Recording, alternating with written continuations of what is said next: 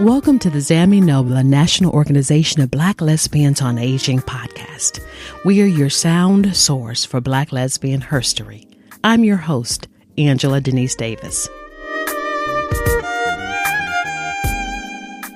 What do you do when you're stuck in traffic? If you're Martina Downey and Tawanna Sullivan, then you create one of the internet's best known sources for Black lesbian erotica, artwork, poetry, and connections. Kuma. Kuma was a landmark literary gold mine created in the late 90s. This is the first in our series of lesbian couples, and we talk with Tawanna and Martina, and they tell us more about the creation of Kuma as well as the other work that has flown out of their creative rivers. This conversation was remotely recorded, and I'm sure you'll enjoy it for the wealth of information it contains. I am Martina Downey, daughter of Mary and Doc Downey, and my parents came from the South, North Carolina, and I am from Paterson, New Jersey. That's where I was born and raised, which is about 10 miles west of the George Washington Bridge. I'm still based in the area, although no longer in Paterson. Long from that, I am in educational college publishing. I have a hobby, and that hobby is songwriting. It invigorates me. It keeps me really grounded and connected in who I am as a person, my spirit. I'm a singer-songwriter. I like to write songs. I've been writing songs most of my life since I was about 13, and I've sung in different gospel choirs. I've performed solo, and it is something that is still emerging, and I'm going to go wherever it takes me. Middle-aged, about 50, soon to be 57 years old. And this is where I am on this planet. Okay, my turn. My name is Tawanna Sullivan.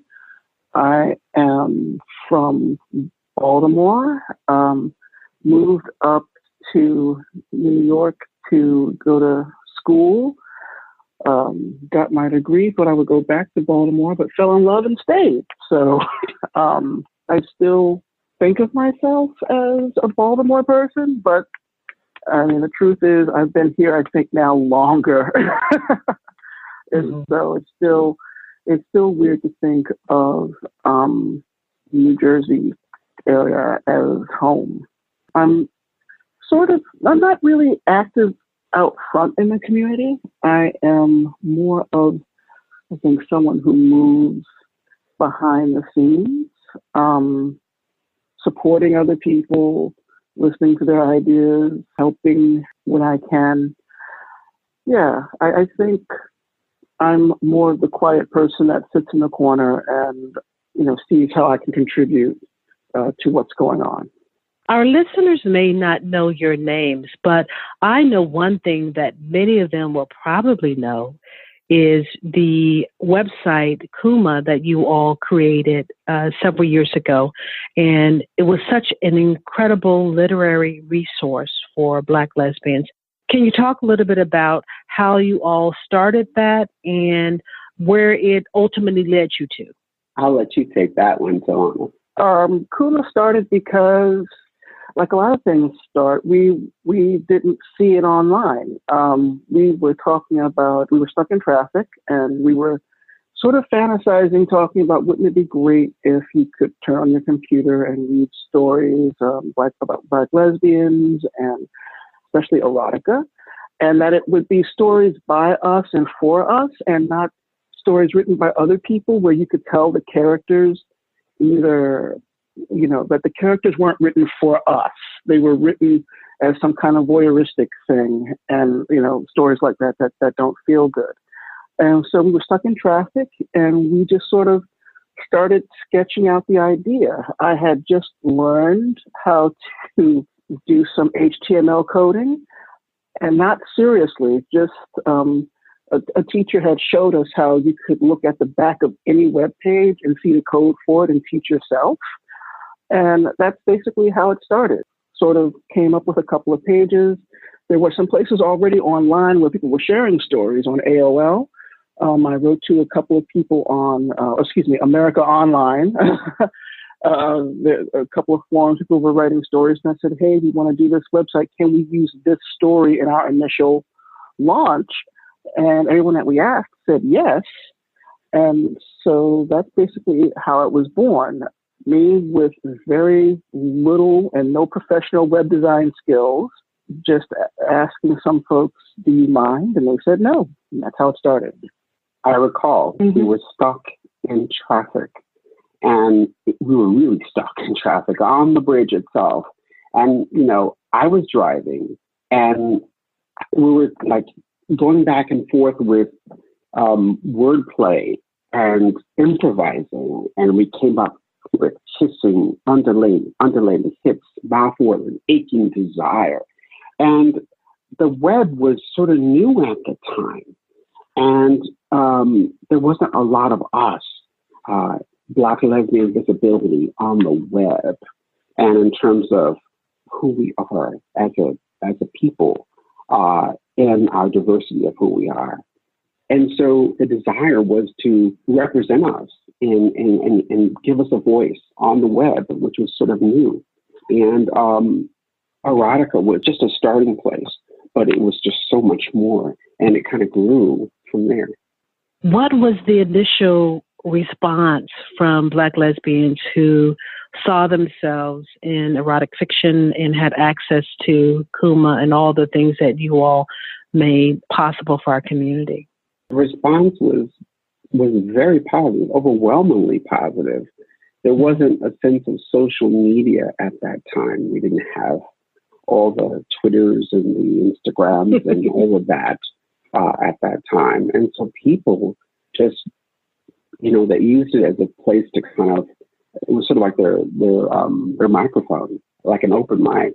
And so people would share poetry and stories and art and photography, and it just came out. And they used Kuma as a way to kind of shape what they were already doing, And then we had Kumasphere, which was a live event where we had people, we had a panel of artists and speakers and to come out and talk and celebrate Kuma, and it was rather interesting. I know it was a wonderful resource that you all maintained for a number of years. How long did you actively maintain the site? Oh, I think it was 10 years, like 1998 to 2008, I think. I don't think it went past 2008, but I might be wrong. Now, is it currently, can folks still see some of the content online now that was published?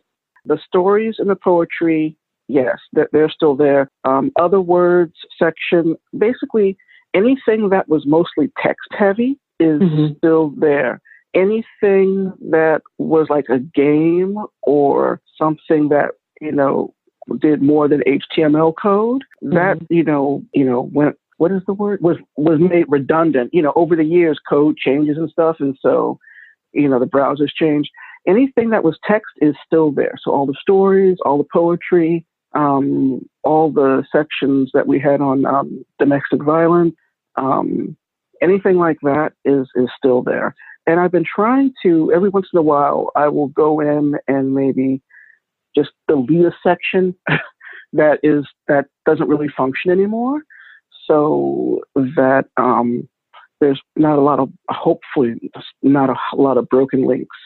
How are you all planning to archive this incredible resource? Because I think when we look back on it, this being the first time Black lesbians have had a presence online via erotic literature and poetry and photography, what have you all done in terms of thinking about keeping the material available for future generations to come back and look and see what we were doing in 1998 and 2000 and 2008? Absolutely.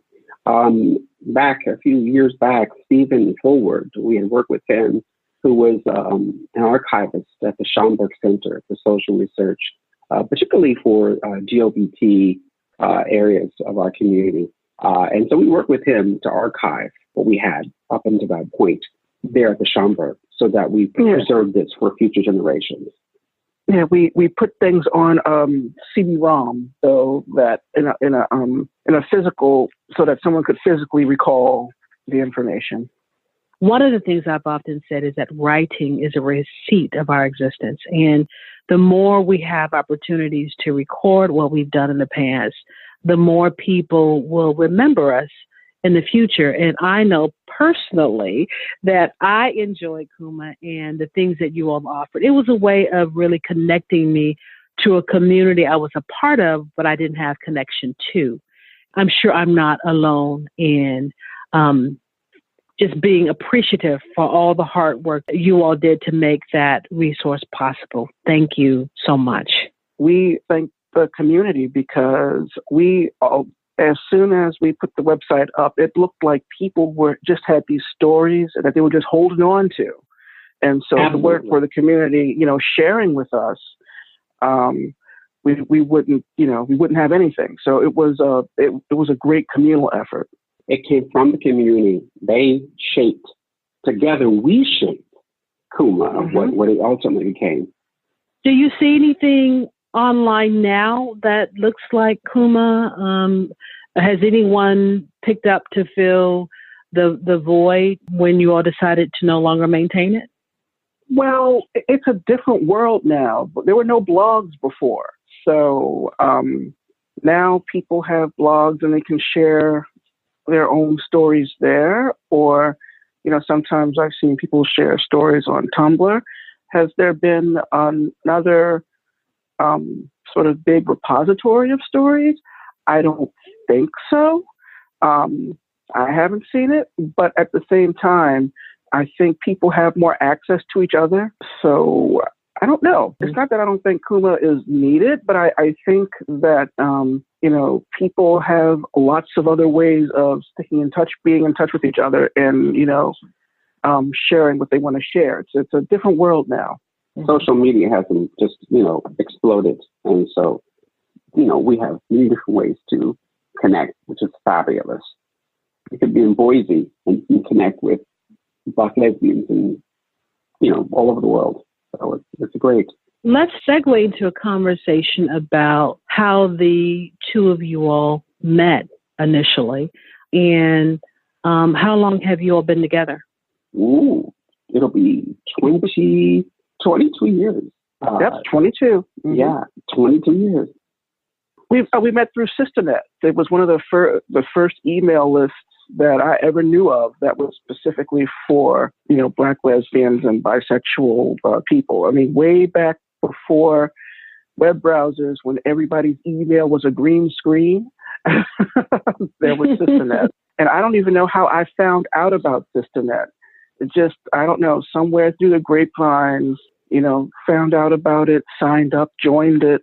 And that was the first online community of, lesbian and bisexual women that I really interacted with.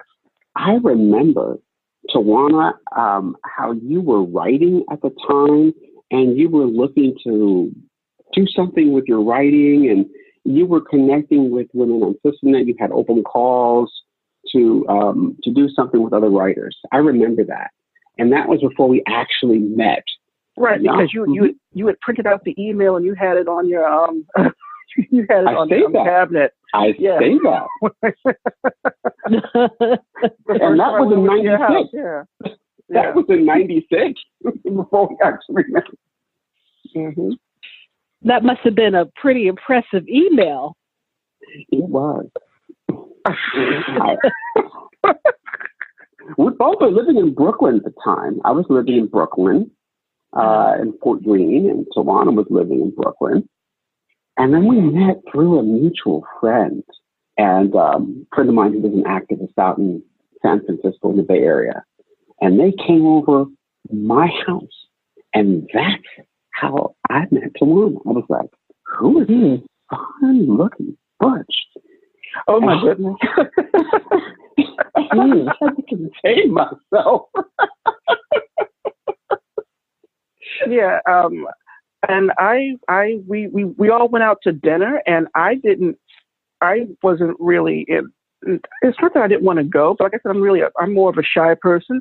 And the person that I was dating at the time was also part of SisterNet and said, "Hey, SisterNetters are coming to Brooklyn. We need to go and meet them." And I said, "Okay."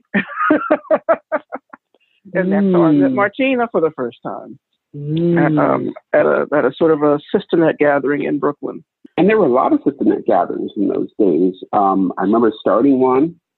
There was one in Washington during the DC Black Pride. We would meet there. And so there was opportunities for us to connect as a community through SisterNet. It's amazing for us to have this conversation and just to talk about how the use of technology has made it possible for us to connect in many different ways, from, SisterNet and emails, from Kuma providing us a way of thinking and reading how life could be, to what we're doing with Zami Nobla with our Facebook group and having that be opportunities for women to form chapters in real life. Technology has been such an important part of really pulling us out of isolation. So it's interesting to see how we have moved from things like the email list to now having this explosion in social media where we're connecting in just an exponential way. It is, yes.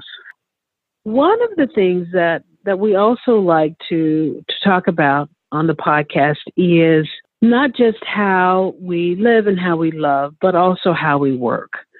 And one of the things that I found so interesting in our pre-interview with the both of you is that you have very fascinating work lives that many of us don't know the back side to, in terms of publishing and textbooks and things of that nature. Let's talk a little bit about what you do currently today, 9 to 5, and how your work has shaped some of the other spaces you find yourselves going into as you're thinking about the passionate work, the call work that you're doing in life. I have been in college publishing for 34 years. I can't believe it's been that long. It's really quite interesting, and it's never a dull moment. But what I do is I help teachers teach better and bridge gaps. I help students get the tools they need so that they can be better prepared for learning and learn better and more efficiently. When I started out 34 years ago, we sold a product called a textbook. And we published the book. The student would buy it, and hope they would read it, and hope they would understand it. And so now, many years later, again, through the technology, it's changed so that what I do is focus on helping students be motivated, retain what they're learning, and learn more effectively and have a better experience and clear all kind of interference and help them in that regard between the learning process. And it's quite amazing. And so my job is to help work learning solutions. And it's about relationships. And it's a lot of fun. It's never a dull moment. I know that you're also a songwriter and a singer, and you find avenues of fulfilling that part of your life. What does that look like, having a 9-to-9 job and also trying to find the space to fulfill this other passion that you have? It's a challenge, and it keeps me into a position where I need to establish that boundaries.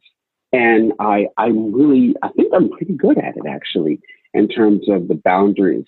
Work-life balance is always a thing that's so important. And songwriting is all part of my creativity. It taps into that creative, spiritual energy, and I have to write songs. I have to sing. I have to share that, and I have to share that with the community that I love. And it's what empowers me and allows me to move forward. And so I make a space for that. I make the time. And right now, it's a hobby. And I've written songs over the years. I've released 2 albums. The most recent is Signpost, and I'm writing a lot of new songs. And one day I'm going to share them. And I'm just excited about what I'm doing with my music. It's very exciting. I've sung in gospel choirs. I've sung solo. I've partnered with a group called Harriet Apothecary out of New York, which is a group of healers. And I work with bringing in improvisation and collaborating, and it's a wonderful experience. These are the things that keep me grounded. Without the music, be a lot of emptiness there. How can folks get access to your music? Well, you can find more about me on martinadowney.com. My music is on iTunes. If you just Google my name, you will find me in anywhere. My music is on Spotify. It's streamed there. Amazon. If you Google my name, it's not hard for me to come up. Wonderful. Thank you. So, Tawanna, what do you do outside of your daily 9 to 5 or 9 to 9 job? You have a writing career, and you have something that's coming up as well. Yeah, I have. That was the one thing about Kuma, is that it also inspired me to write stories. But, so in the early days, I wrote more erotica. And so every now and then I had a story placed in an erotica anthology. So I was in Zane's Purple Panties, Longing, Love, and Lust, Best Lesbian Erotica 2009. So there have been a lot of anthologies that I've been in. And so a couple of years ago, what I did was I took all of those stories and I put them in one collection called The Next Girl and Other Lesbian Tales, so that there's a book or an ebook that had all of my stories in one place. And I was surprised at how many things I had written. So that was fun. Not all of the stories are erotic. I call it an eclectic mix. And that is what I enjoy, being able to write what I want to write and not necessarily be pegged in to any one type of genre. Lately, I've also been writing short stories for not lesbian specific anthologies.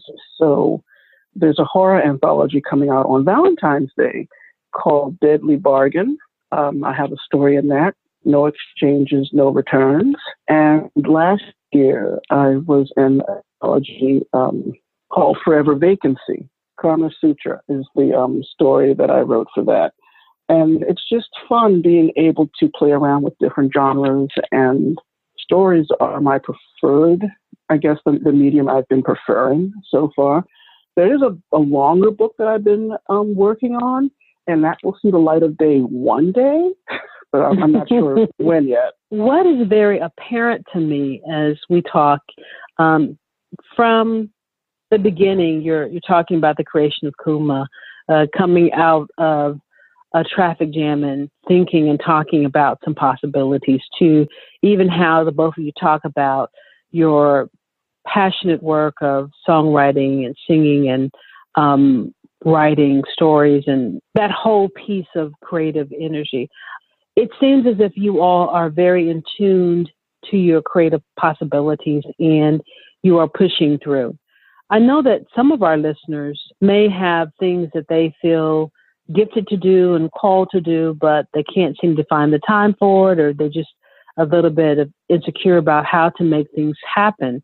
What advice would you give women who are excited about a gift they may have, or they feel called to do something, but they just can't seem to get the push in to do it? Make the time to do your gift, whatever that is. Share it.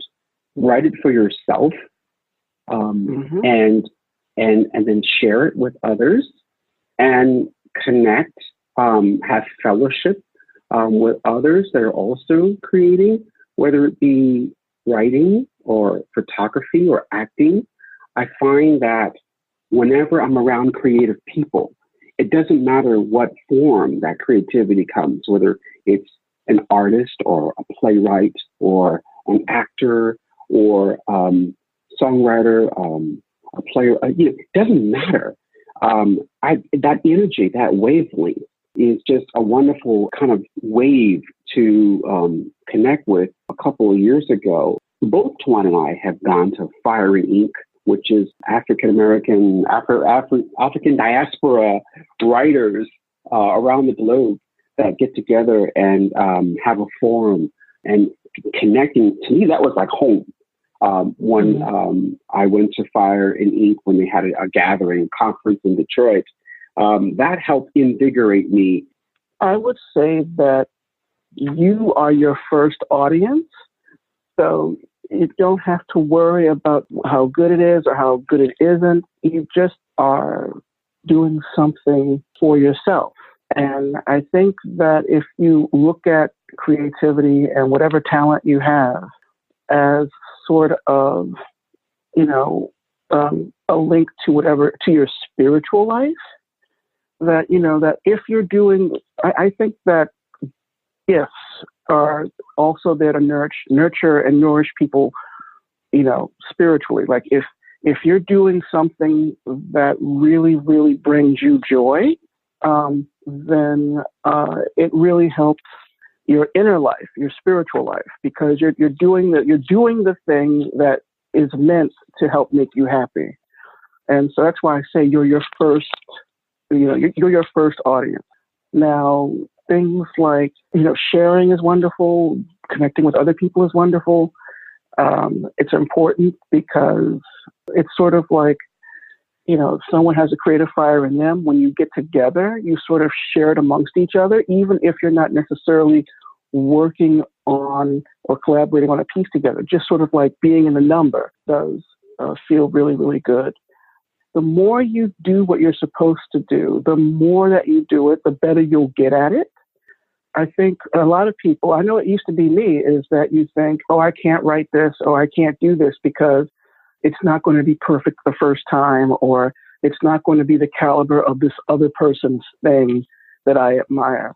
And as soon as you do that, you've locked off a part of yourself, I think. And so you don't have to worry about, quote unquote, being good enough for this magazine or being good enough for that.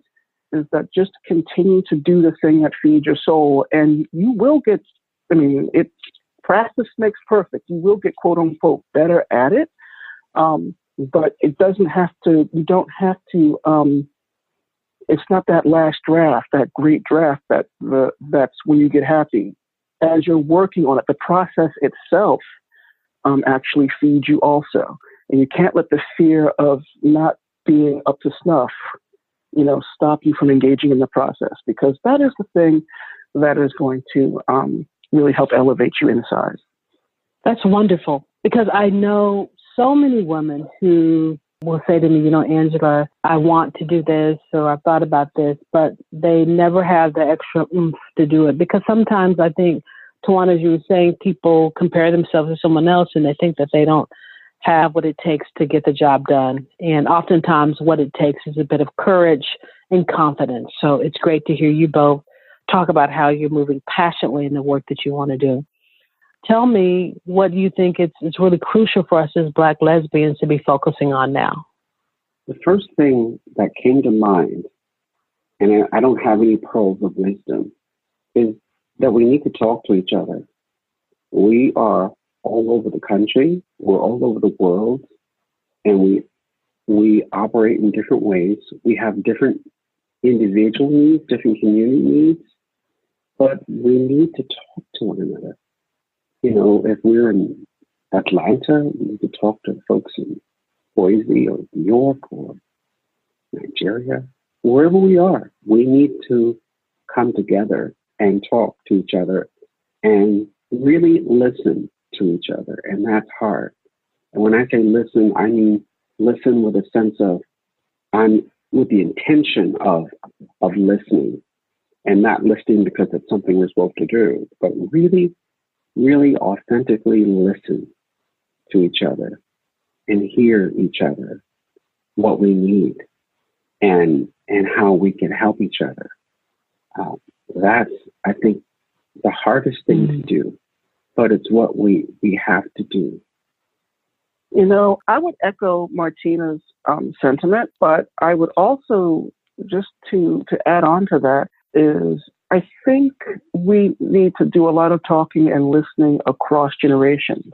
And I think sometimes people get caught up in holding on to, I don't know, their piece of the pie, that it's hard, that it needs to be more intergenerational. And I think, you know, sometimes older people, we see or we hear, you know, we get into defensive mode, like, oh, nobody wants to be called a lesbian anymore. They're all queer, or they're this or they're that. And, you know, and of course, young people are turning around and looking at us. And some, not everyone, but, you know, you have some people younger people who are like, you know, why'd you even want to get married for? That is just so, you know, heteronormative. And that's not what we are.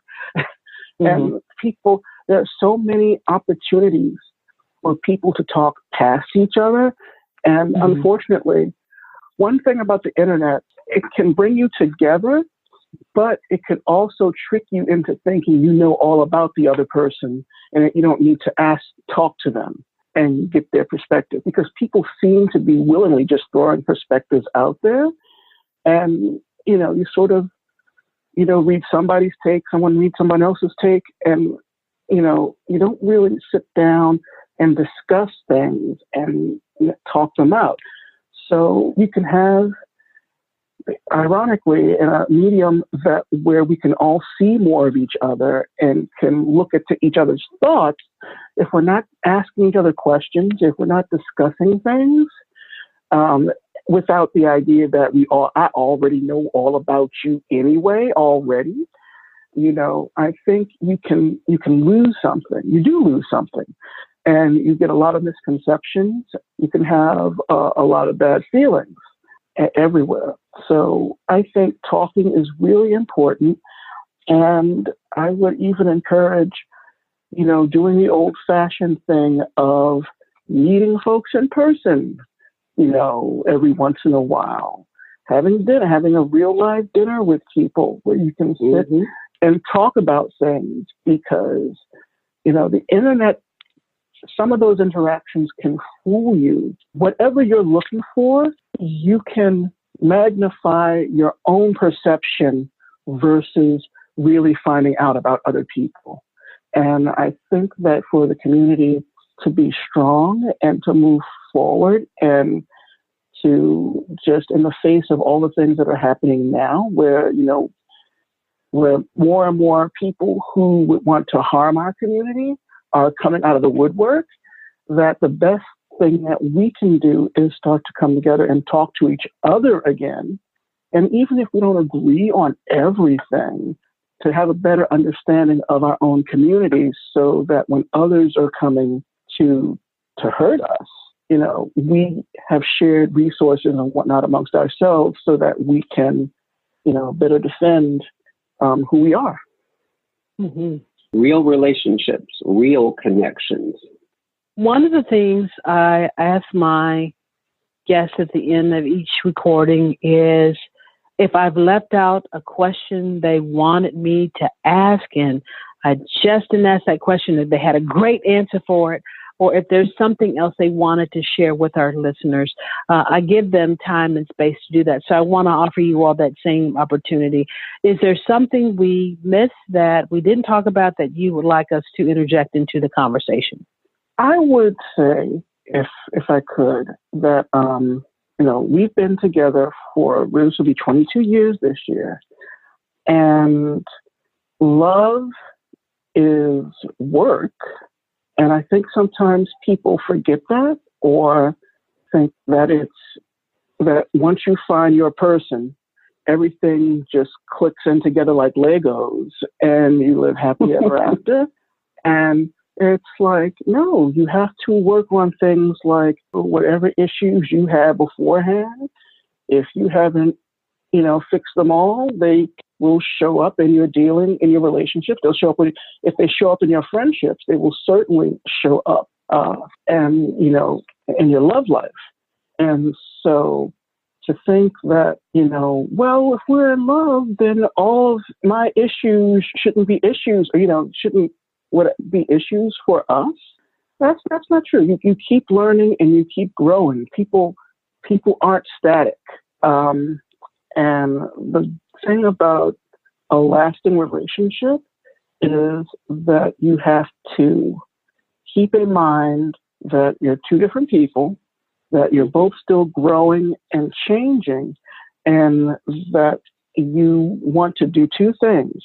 You never want to take the other person for granted, and you continue to grow together. Continue to go out on dates. Continue to do things that stimulate both of you intellectually. You just have to keep treating your lover or your wife. Cultivate the fire. But keep treating them like a friend.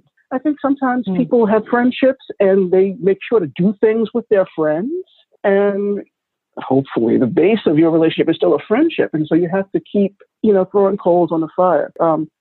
I play a lot of video games, and this happened to me years ago. I was playing The Sims, and that's a simulation game where you build families and you can have people go to jobs and fall in love with each other, whatever.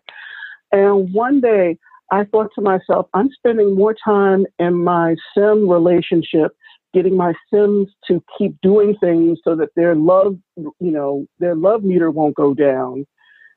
I need to go talk to Martina. I need to, actually do. Why am I spending so much time making sure these virtual people are spending time together? Mm-hmm.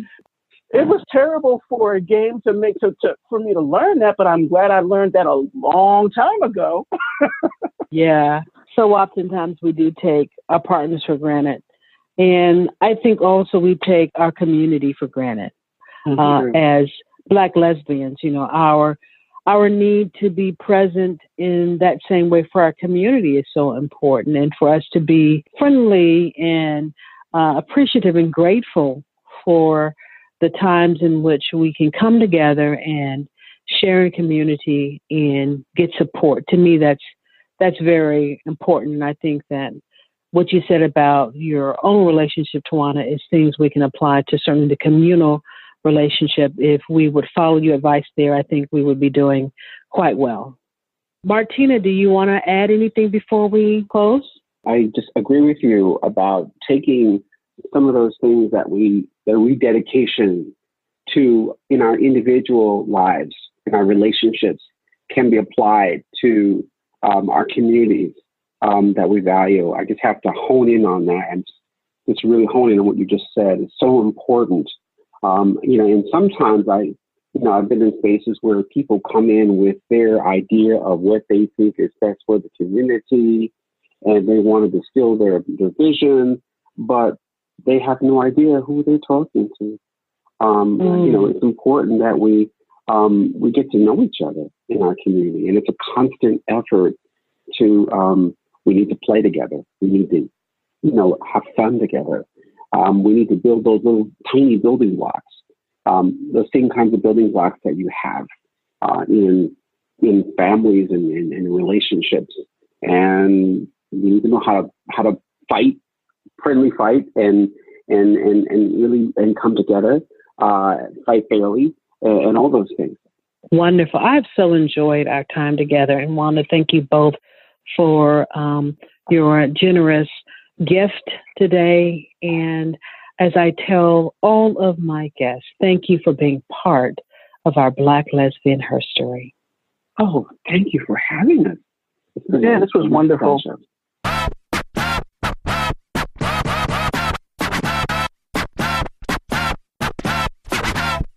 Thank you, Martina and Tawanna, for such a great conversation.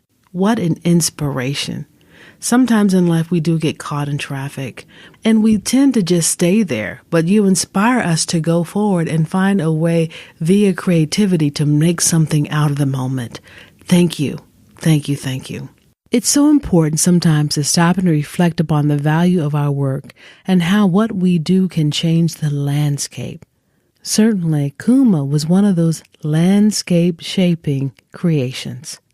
And for you who are listening, be sure to check our show notes for more information about how to connect with the old site of Kuma, as well as information for how to obtain Martina's music.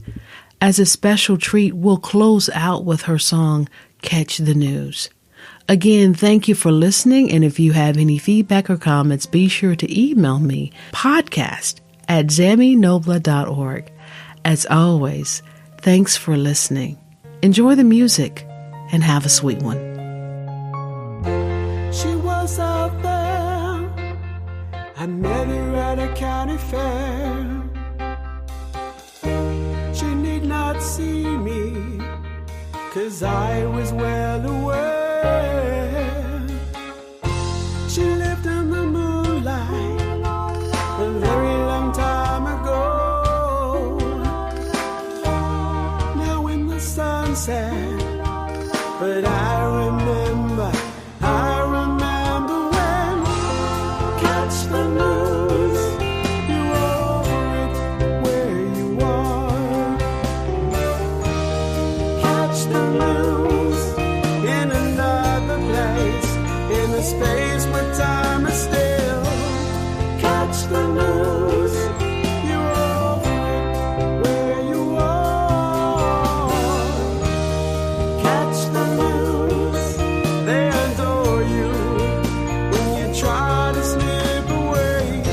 We met at 3, always on a Sunday.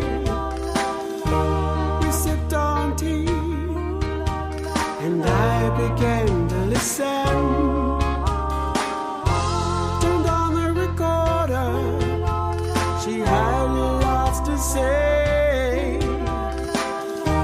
How she had lived and lived and lived. She does catch the news, you're over it where you are. Catch the news in another place, in a space where time is still.